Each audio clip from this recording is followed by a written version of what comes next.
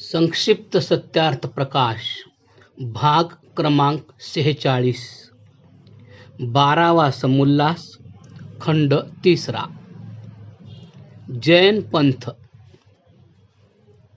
समीक्षक बौद्धांनी जी 4 द्रव्ये प्रतिसमयी नवीन नवीन मांडली आहेत ती खोटी आहेत. कारण आकाश, काळ, जीव व परमाणू हे कधीच नवे अथवा जुने होऊ शकत नाहीत. ते अनादी व कारणरूपाने अविनाशी आहेत.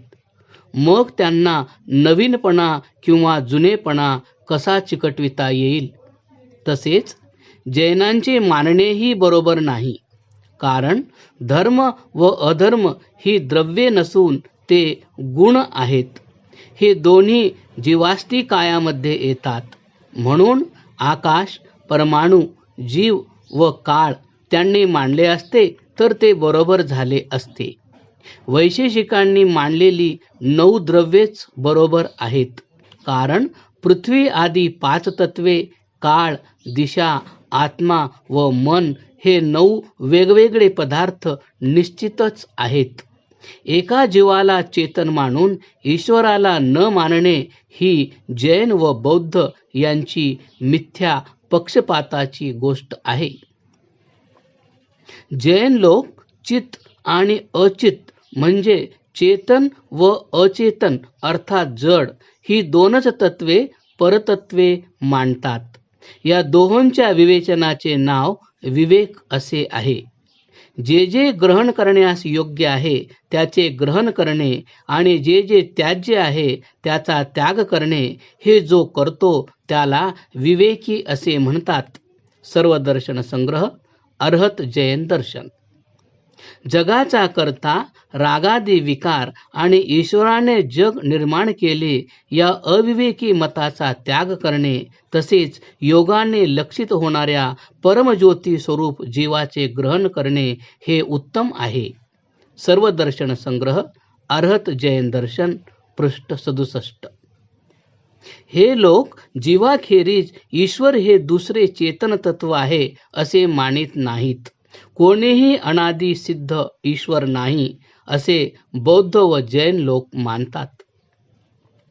आता तुम्हीच पहा, बुद्ध, जिन आणि बौद्ध व जैन ही एकाचीच नावे आहेत की नाहीत? जे अविद्वान जैन आहेत ते आपलेही जाणत नाहीत आणि दुसऱ्याचेही जाणत नाहीत. ते केवळ हट्टाने बरळत असतात.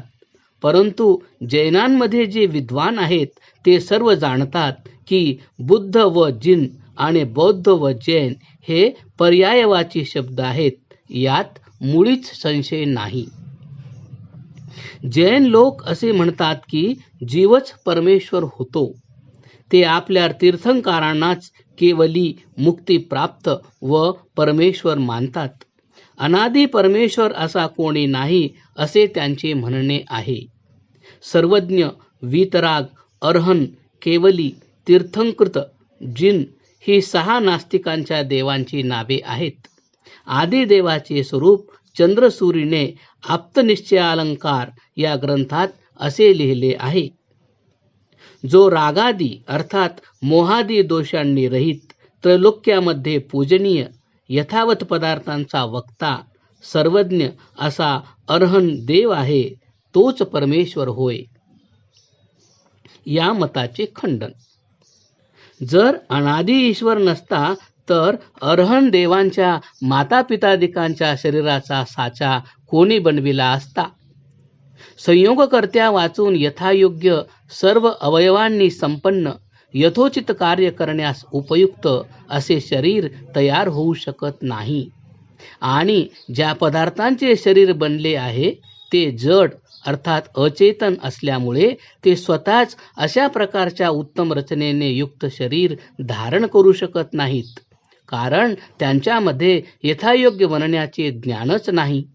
तसेच जो प्रथमतः रागादी मोहादी दोषांनी युक्त असतो व नंतर दोषरहित बनतो तो कधीही ईश्वर होऊ शकत नाही.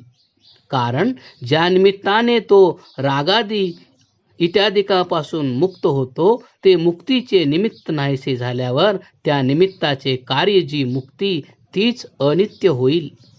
जो अल्प व अल्पज्ञ आहे तो सर्वव्यापक व सर्वज्ञ कधीच होऊ शकत नाही. कारण जीवाचे स्वरूप एकदिशी अर्थात एकांगी एकपक्षीय असते आणि तो परिमित गुणकर्म स्वभावयुक्त असतो. तो सर्व विद्यामध्ये सर्व प्रकारे यथार्थ वक्ता अर्थात प्रवीण होऊ शकत नाही. म्हणून तुमचे तीर्थंकर कधीच परमेश्वर होऊ शकत नाहीत. यावरून जैन लोक प्रत्यक्षादी प्रमाणांनी ईश्वराचे जे खंडन करतात ते कसे अनुचित आहे हे लक्षात येईल. तुम्ही तीर्थंकरांना परमेश्वर मानता ते कधीच खरे असू शकत नाही. कारण आईवडिलांपासून त्यांचे शरीर निर्माण झाले नसते तर मग त्यांनी तपश्चर्या करून ज्ञान व मुक्ती कशी मिळवली असती. तसेच संयोगाचा आरंभ अवश्य असला पाहिजे. कारण वियोगा वाचून संयोग होऊ शकत नाही. म्हणून अनादि सृष्टीकर्ता परमात्मा मानला पाहिजे. पहा, कोणी कितीही सिद्ध पुरुष असला तरी शरीराधिकाची रचना तो पूर्णपणे जाणू शकत नाही. जेव्हा सिद्ध जीव सुषुप्तीच्या म्हणजे स्वप्नरहित गाढ झोपेच्या अवस्थेत जातो तेव्हा त्याला कसलेही भान राहत नाही. जेव्हा जीव दुःखी होतो तेव्हा त्याचे ज्ञानही कमी होते. अशा मर्यादित सामर्थ्याच्या व परिमित स्थानात राहणाऱ्या वस्तूला ईश्वर मानणे ही गोष्ट भ्रमिष्ट बुद्धीच्या जैनांखेरीज कोणाकडूनही होणार नाही. जर तुमचे म्हणणे असे असेल की तीर्थंकर हे त्यांच्या आईबापापासून निर्माण झाले तर ते आईबाप कोणापासून उत्पन्न झाले आणि त्यांचे आईबाप त्यांच्या आईबापांचे आईबाप कोणापासून उत्पन्न झाले, अशी अनावस्था होईल. आस्तिक नास्तिक संवाद. यानंतर प्रकरण रत्नाकराच्या दुसऱ्या भागातील आस्तिक व नास्तिक यांच्या संवादातील प्रश्नोत्तरे आम्ही येथे देत आहोत. मोठमोठ्या जैनांनी या संवादाला मान्यता दिलेली असून तो त्यांनी मुंबईत छापून प्रसिद्ध केला आहे.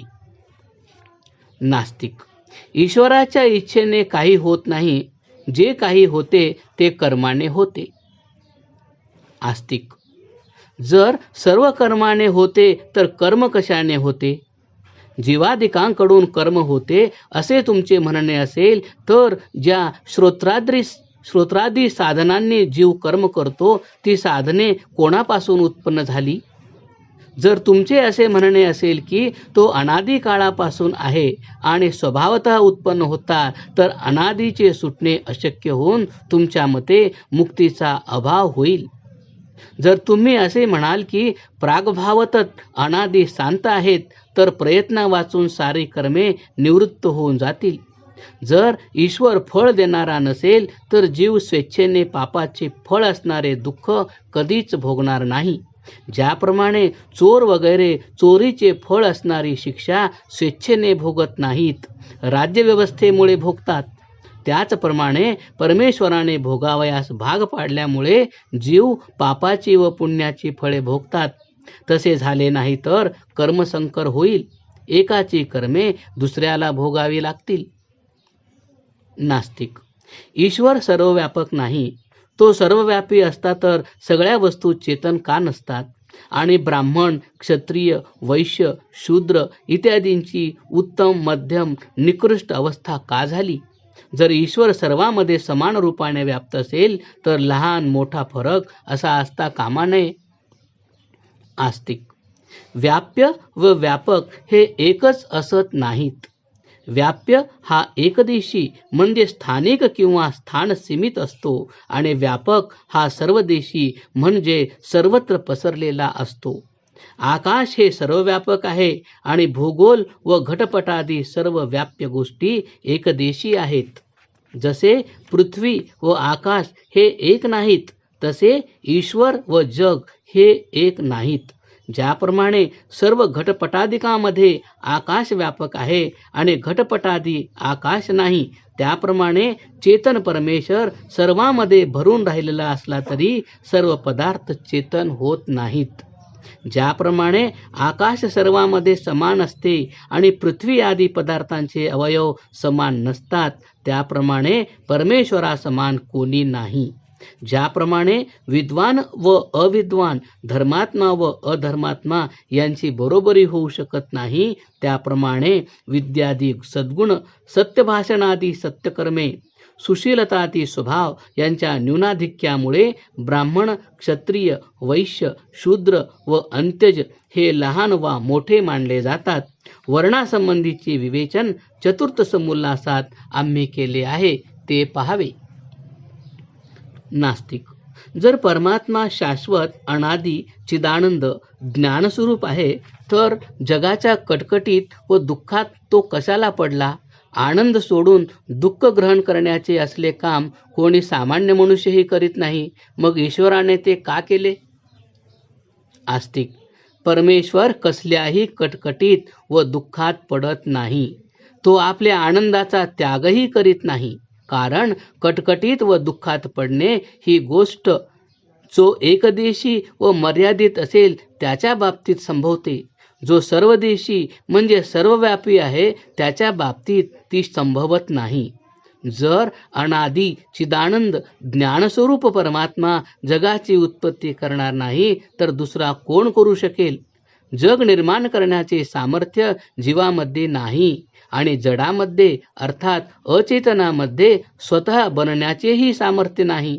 यावरून हे सिद्ध होते की परमात्माच जगाची निर्मिती करतो व सदा आनंदात राहतो. परमात्मा जसा परमाणूंपासून सृष्टी निर्माण करतो, तसा माता पिता रूपी निमित्त कारणाच्या योगाने जीवाची उत्पत्ती होण्याच्या व्यवस्थेचा नियम त्यानेच केला आहे. नास्तिक: हे मूळ, जगाचा कर्ता निर्माता कोणी नाही. जग हे स्वयंसिद्ध आहे. आस्तिक: ही जैनांची फार मोठी घोडचूक आहे. कर्त्या वाचून कोणतेही कर्म आणि कर्मा वाचून कोणतेही कार्य होत असलेले जगात दिसते काय? गव्हाच्या शेतात गहू आपोआप दळले जाऊन त्यांच्या चपात्या बनवून त्या जैनांच्या पोटात जाव्यात, अशी ही गोष्ट आहे. कापसापासून सूत, कापड व अंगरखा, दुपट्टा, धोतर, पगडी इत्यादी कपडे आपोआप बनत नाहीत. जर असे आहे तर कर्त्या ईश्वरा वाचून हे विविध जग आणि नाना प्रकारची विशेष रचना कशी बनू शकेल? जर तुम्ही हट्टाने हे जग स्वयंसिद्ध आहे असे मानणार असाल तर वर सांगितलेली वस्त्रे कर्त्या वाचून आपोआप तयार होतात असे तुम्ही प्रत्यक्ष दाखवून द्या. जर तुम्ही तसे सिद्ध करू शकत नसाल तर मग तुमचे निराधार कथन कोणता बुद्धिमान मान्य करील? प्रश्न: जगाचा कर्ता ईश्वर आहे असे तुम्ही मानत असाल तर ईश्वराचा कर्ता कोण आहे? उत्तर: कर्त्याचा कर्ता व कारणाचे कारण कोणी असू शकत नाही. कारण प्रथम कर्ता व कारण असल्यानेच कार्य होते. ज्यामध्ये संयोग वियोग नसतो, जो प्रथम संयोग वियोगाचे कारण आहे त्याचा कर्ता अथवा कारण कोणी असू शकत नाही. या मुद्द्याचे विशेष विवेचन 8व्या समोल्लासात सृष्टीविषयक चर्चेमध्ये आले आहे, ते पाहावे. या जैन लोकांना स्थूल गोष्टींचेही नीट ज्ञान नाही, तर मग त्यांना परम सूक्ष्म सृष्टीविद्येचे ज्ञान कसे काय असणार? जैन लोक सृष्टीला अनादी अनंत मानतात, तसेच द्रव्य पर्यायांनाही अनादी अनंत मानतात आणि प्रतिगुण प्रतिदेश यामध्ये पर्याय व प्रतिवस्तूमध्येही अनंत पर्याय मानतात. हे सारे प्रकरण रत्नाकराच्या प्रथम भागात लिहिले आहे. तसे होणे कधीही शक्य नाही, कारण ज्यांना अंत म्हणजे मर्यादा असते त्यांचे सर्व संबंधित पदार्थ अंत असणारेच असतात. अनंताला जरी असंख्य म्हटले तरीही ते टिकू शकत नाही. जीवाच्या संदर्भात ही गोष्ट होऊ शकते, परंतु परमेश्वरासमोर ती टिकू शकत नाही. कारण एका एका द्रव्यामध्ये आपापल्या एकेका कार्यकारण सामर्थ्याला अविभाग पर्यायाने अनंत सामर्थ्ययुक्त मानणे हे निव्वळ अडाणीपणाचे आहे. जर एकेका परमाणु द्रव्याची सीमा आहे तेव्हा त्यात अनंत विभागरूप पर्याय कसे राहू शकतात? याचप्रमाणे एकेका द्रव्यामध्ये अनंत गुण आणि एका गुण प्रदेशात अविभागरूप अनंत पर्यायांनाही अनंत मानणे हा निव्वळ पोरकटपणा आहे. कारण ज्याच्या अधिकरणाला अंत आहे तर त्यात राहणाराला अंत का नसेल? अशाच लंबाचौड्या गोष्टी या ग्रंथात लिहिल्या आहेत. जैनांमधील अर्हत लोक देहाच्या परिमाणावरून जीवाचेही परिमाण मांडतात. त्यांना असे विचारले पाहिजे की हत्तीचा जीव किडामुंगीत आणि किडामुंगीचा जीव हत्तीमध्ये कसा सामावू शकेल? ही एक मूर्खपणाचीच गोष्ट आहे. कारण जीव हा एक सूक्ष्म पदार्थ असून तो एका परमाणूतही राहू शकतो, परंतु त्याच्या शक्ती शरीरामध्ये प्राण, विद्युत व नाडी इत्यादिकांशी संयुक्त होऊन राहतात. त्या शक्तीमुळे त्याला संपूर्ण शरीरातील हालचाली कळतात. तो चांगल्या संगतीने चांगला व वाईट संगतीने वाईट बनतो. दया आणि क्षमा या जरी चांगल्या गोष्टी असल्या तरी पक्षपात केल्याने दया ही अदया व क्षमा ही अक्षमा होते. आमच्या म्हणण्याचा मतितार्थ असा की कोणत्याही जीवाला दुःख न देणे ही गोष्ट सर्वथा शक्य कोटीतील नाही. कारण दुष्टांना शिक्षा करणे ही गोष्टही दयाच समजली पाहिजे. एका दुष्टाला शिक्षा दिली गेली नाही तर हजारो माणसांना त्रास होण्याची शक्यता असते. म्हणून त्याच्या बाबतीतली दया ही अदया व क्षमा ही अक्षमा ठरते. सर्व प्राण्यांचे दुःख नाहीसे करणे व त्यांना सुखी करण्याचा उपाय अंमलात आणणे याला दया असे म्हटले जाते, हे खरे आहे. केवळ पाणी गाळून पिणे आणि क्षुद्र जीवजंतूंना वाचविणे ही दया नव्हे, परंतु अशा प्रकारची दया जैनांच्या फक्त बोलण्यातच असते. तसे आचरण ते मुळीच करीत नाहीत. माणूस कोणत्याही पंथाचा असला तरी त्याच्यावर दया करून त्याला खायला प्यायला घालून त्याचा सत्कार करणे आणि दुसऱ्या पंथाच्या विद्वानांचा सन्मान व सेवा करणे ही दया नाही काय? क्रमशः